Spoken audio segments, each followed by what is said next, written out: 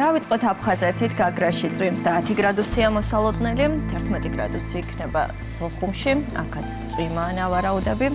ზუგდიდში 12 გრადუსი, მესტიაში +4 გრადუსამდე დათბება ჰაერის ტემპერატურა და თოვლიც იქნება.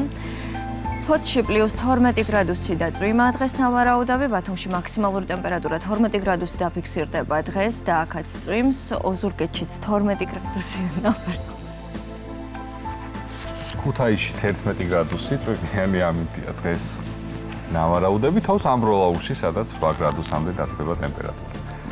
ახალციხეში წვიმს +7 გრადუსი, მოკლედ გუშინდელი დღის მსგავსად ნალექით ჩაივლის დღევანდელი დღე ბორჯომში, სადაც 4 გრადუსია მოსალოდნელი, ბაკურიანში 2 გრადუსი და თოვლია ნავარაუდები, იწვიმებს გორში, სადაც 10 გრადუსი დაფიქსირდება, მოკლედ არ გვეღირსა მზის გამოსვლა, ცხინვალში 8 გრადუსი და ასევე წვიმიანი ამინდი, თოვ სტეფანწმინდაში, სადაც 4 გრადუსამდე დათბება ტემპერატურა, გუდაურშიც თოვლია, -1 გრადუსი, სეზონი გახანგრძლივდა სამთო კურორტებზე, რაც გვახარებს. თელავში წვიმაა და +13 გრადუსი იქნება დღეს, რუსთავშიც წვიმს და რა ხდება ჩვენს დედაქალაქში 12 გრადუსი და სამწუხაროდ წვიმიანი ამინდი, მოკლედ ვერაფრით გაგახარებთ ვერც დღეს ჩვენო ერთგულო მაყურებელო, ვერც ხედით დავტყვებით, არ არის ჩვენ მაინც და მაინც განათებული და გამთბარი ჩვენი დედაქალაქი.